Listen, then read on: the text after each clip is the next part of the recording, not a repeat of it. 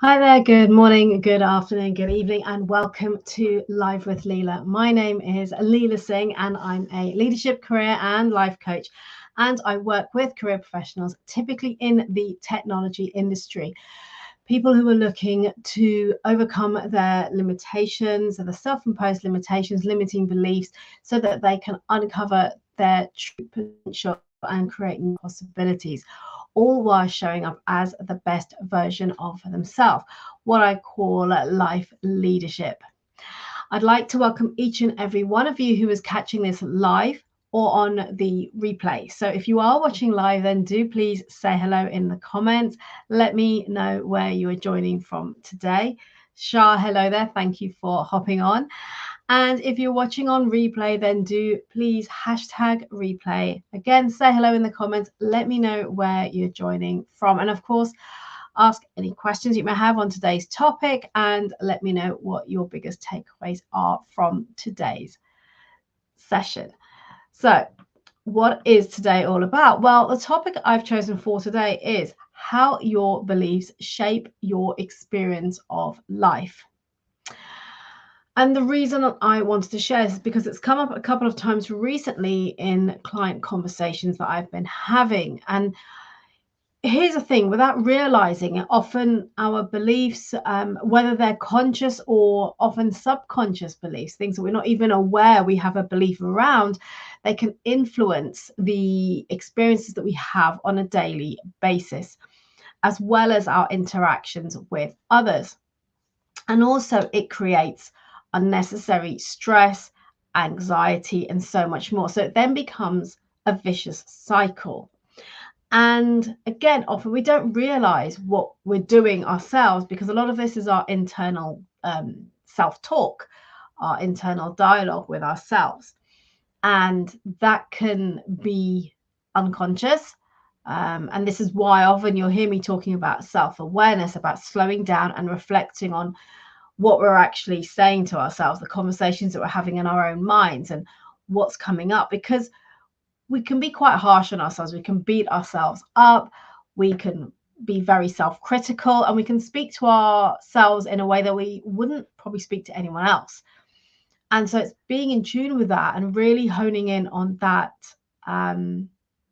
self-awareness that will enable you to really slow down to that and recognize where you are allowing beliefs that you have to create a negative experience for you. And the question then becomes, well, how can we create a life that's happier, more fulfilling, more joyful, whilst alleviating the unnecessary anxiety and the stress? So, when we have a belief or an expectation of a particular outcome, often it will come true. It'll become our reality. Why? Because those beliefs that we have or the expectations that we have about whether it's about ourselves, about others, about the world around us, well, they drive our behaviors. They drive our performance. They influence the actions that we take. And this in turn increases the likelihood of that perceived feared outcome or the negative experience. In other words, they ultimately shape how you experience your day-to-day life. So let me give you an example. Perhaps you're at work. Let's use a workplace example. Maybe you feel that you're not as experienced as other people around you. And it could be that actually, yes, you are, or you have other value to bring to the table or to the team. And you're failing to recognize that. You're overlooking that. And instead, you're being really self-critical and comparing yourself with people around you. And we all know that comparison is not healthy. So what that means is if we're feeling that way, we're not recognizing the value that we do have, and perhaps telling ourselves that we're not good enough, or we're the lesser person in the team, for example, that will directly influence the way that we behave, whether that's in a good way or a bad way. And it'll influence our performance. So, how we're showing up, our behaviors, the way that we interact with people. And in turn, when we do that, of course, people will respond to us in that same way. So if you're feeling that you're not as experienced as everybody else, maybe you won't speak up. Maybe you'll hide within the team and not make yourself really known. So you'll be playing a smaller game. You'll be perhaps putting less effort or performance into what you would have done if you were naturally feeling a lot more confident in the situation. And as a consequence, that will start to influence your outcome.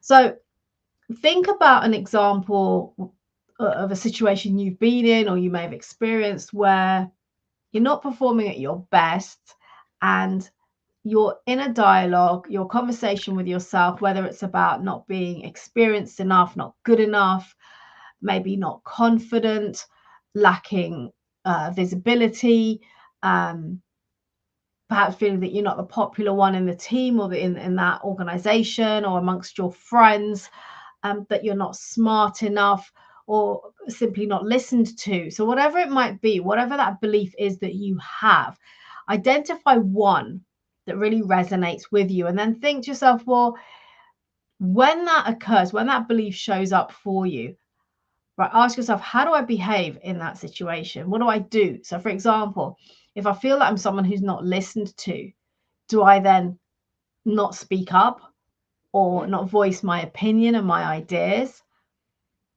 Or perhaps if you're someone who lacks confidence in yourself, maybe you hide away. You don't show up fully as yourself in a confident way because of that. And therefore that impacts the way that people will respond to you and see you.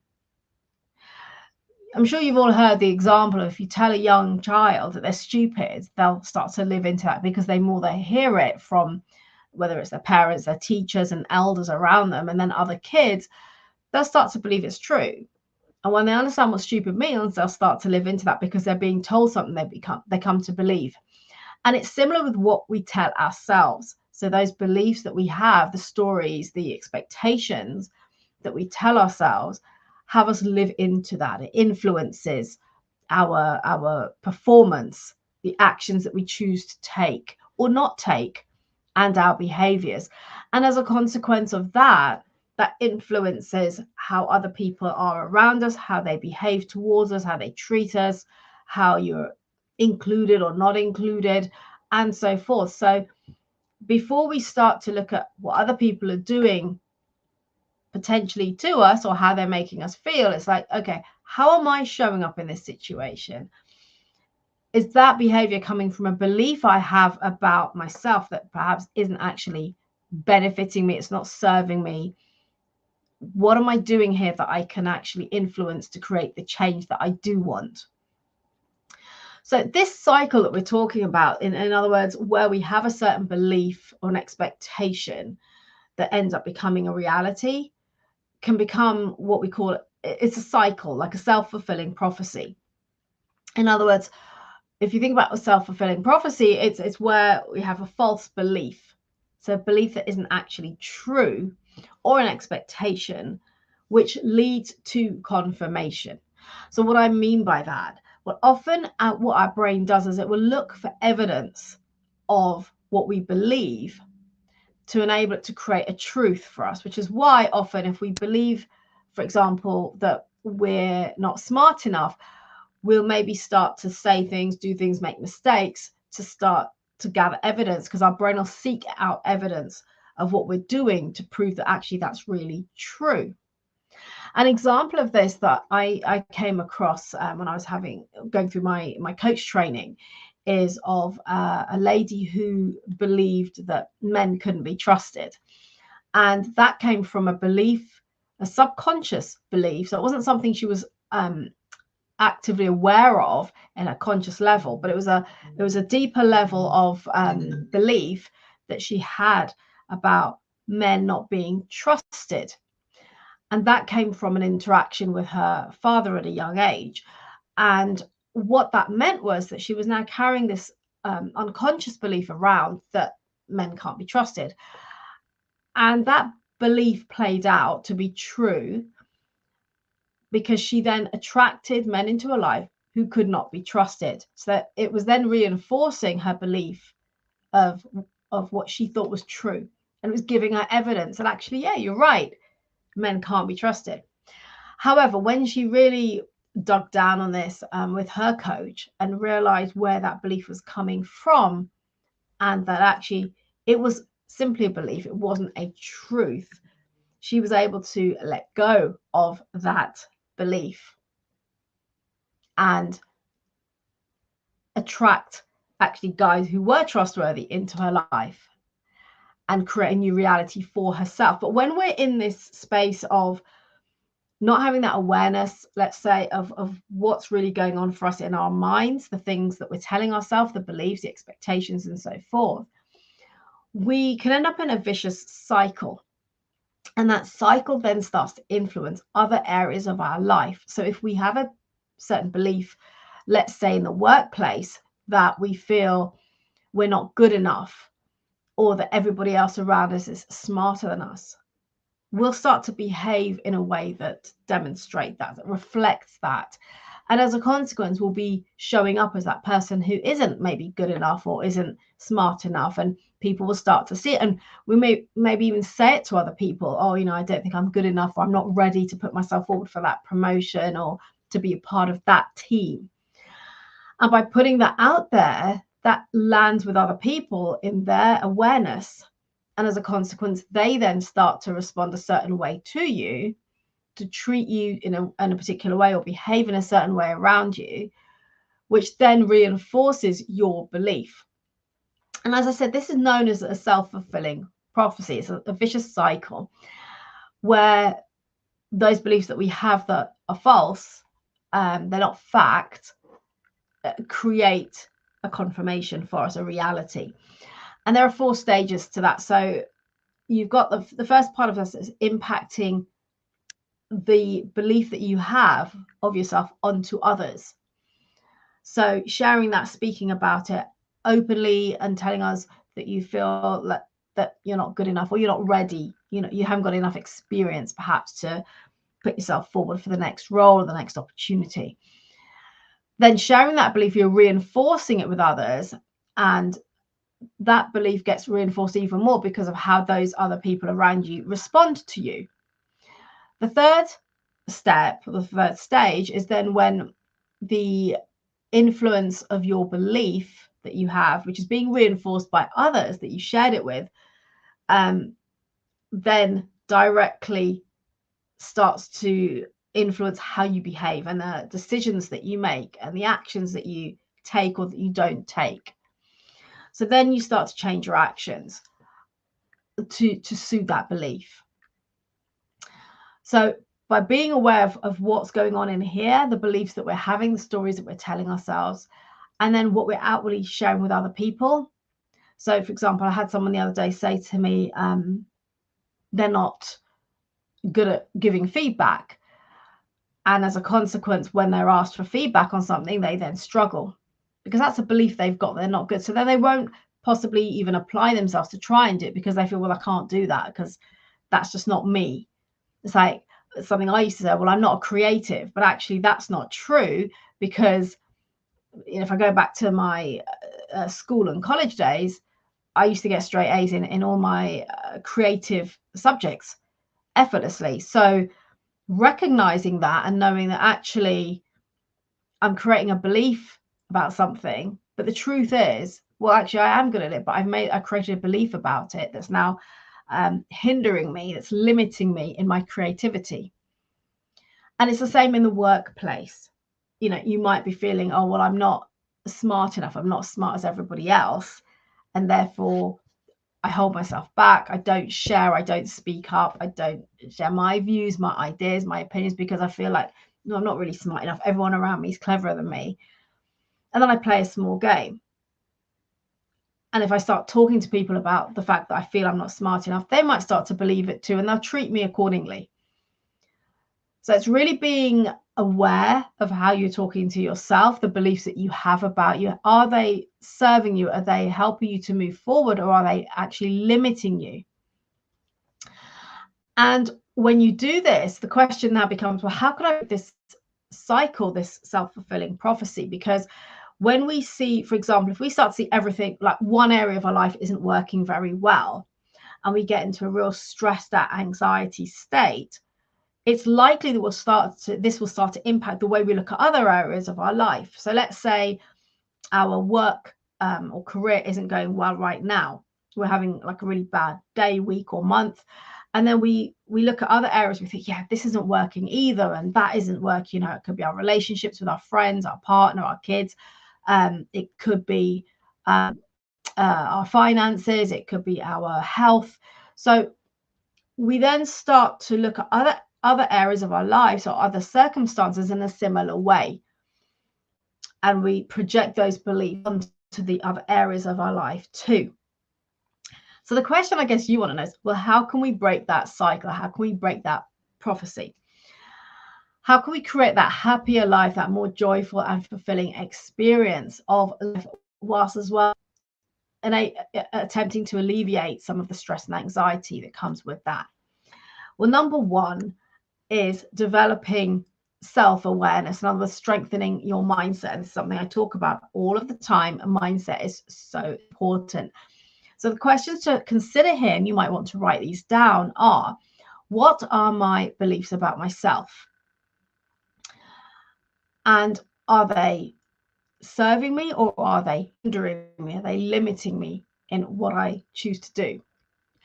What are my beliefs about other people? And what are my beliefs about my circumstances, about a particular situation or a particular encounter or interaction with somebody? What are the beliefs that I'm putting onto that? And then ask yourself, are my beliefs really true? Have you got factual evidence that the beliefs that you have in here are actually the truth? Or are they based on past experiences, opinions, judgments, what you believe should be a certain way or a certain behavior, or what somebody should do or shouldn't do, what you believe is right or wrong? Remembering that that is simply a belief. So slowing down, asking yourself the question, like, are your beliefs really true? Where are they coming from? And how are they serving me right now? What experience are they creating for me? Is there evidence that I can put my finger on and say, actually, no, this is fact? Or is it the case that, well, it's just a belief that I have, and this is how I choose to see life or to see that situation or that person? And then the really powerful question to ask yourself is this: what would it mean for me if that belief were not true? In other words, what would be different? How would I change in my behavior, in my performance? What would I be doing differently if that wasn't true? So, for example, if it was about confidence and telling yourself that you're lacking confidence, if you were to ask yourself, what would it mean for me if that were not true? Well, if you were telling yourself that you're not confident and that's not true, then it means that you're confident. So how would you behave differently knowing that actually I am confident? What would be different for you? How would you act? What different actions would you take because you have confidence? Are you more likely to put yourself forward for that job than not, because now actually you're telling yourself a different story, a different belief that I am confident? Consider the opportunities that you're missing out on simply because of the beliefs and the stories that you're telling yourself that perhaps are not true. It could be about a scenario, it could be about past experience, or about a belief you have around someone where you've got no facts to back it up, but it's an opinion, it's a point of view that you have created based on something. And we do this all the time. We create stories for ourselves about people, about situations, about encounters. A lot of it is based on judgment. A lot of it is based on assumptions and no facts whatsoever. We take the facts and we completely distort them, based on what we believe should or shouldn't be a certain way. So I'm inviting you to really slow down and look at the beliefs that you're having and how they're serving you or how they're limiting you, and exploring whether those beliefs are your truth. And what would happen, what would be different for you if you let go of those beliefs? What if they weren't true? And then I want you to recognize, as part of this, is to recognize the outlook that you have on your life. Remember, I said how you're looking at one thing, and if it's not working for you, you might start to see other areas of your life in the same way. And again, that's not going to be healthy for you. It's not going to help you to move forward. So recognize that the outlook that you have on life. For example, if you believe that life should always be hard, it should be a struggle, then guess what? That's what you'll experience. So could life be easy? Could life be effortless? Could life be fun and happy? Of course it can. But we want to have that belief. You want to have that expectation that it is good. And then life will start to shift. Notice where things are showing up that aren't working for you, and how can you create a shift in those areas simply by shifting your beliefs. And the third thing I want to share with you here on this that can help to shift those beliefs or let them go is to express gratitude.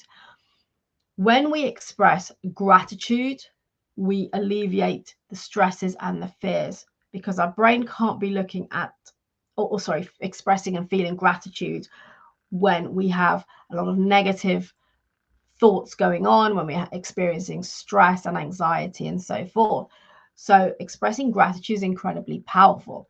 Writing down, and I advocate you to look at 3 things you're grateful for each day. Look around you. There's so much to be grateful for. It's easy to write an incredibly long list if you really, give that time and space to explore what you have around you to be grateful for. And if you're struggling, just look for 3 things each day that you're grateful for and write them down, because it will start to retrain your neural pathways to focus on actually what is great in my life, what is good, what is working. And by noticing that will take your focus away from looking for the negativity, the things that could go wrong, that aren't working, that are a struggle. And your focus will start to shift your experience too. So that is my invitation for you today, is how can you break the cycle, that self-fulfilling prophecy that you may be creating in your life right now, shaping an experience that is bringing you down, that is draining you, that is causing you stress, that's causing you anxiety, that's causing you heartache. And that's about building that self-awareness, noticing the beliefs that you have, asking yourself if they are really true. And even if you feel that they are, if you were to turn that belief around, let's use confidence again as that example. If you have an absolute belief that you lack in confidence, ask yourself the question, what would I do differently if that was not true? And what would be the impact of that? Would you be embracing new opportunities? Would you be taking risks? Would you be speaking up and sharing your ideas and your opinions? How would you be showing up differently in the workplace, in your relationship, for your health? Any questions that you have today, please pop them in the comments and let me know. I will come back and respond to you, of course. If you'd rather DM me, then please feel free to do so. And in the meantime, enjoy the rest of the week. Until next time, remember to elevate your performance, maximize your potential, and create new possibilities by showing up as the best version of yourself.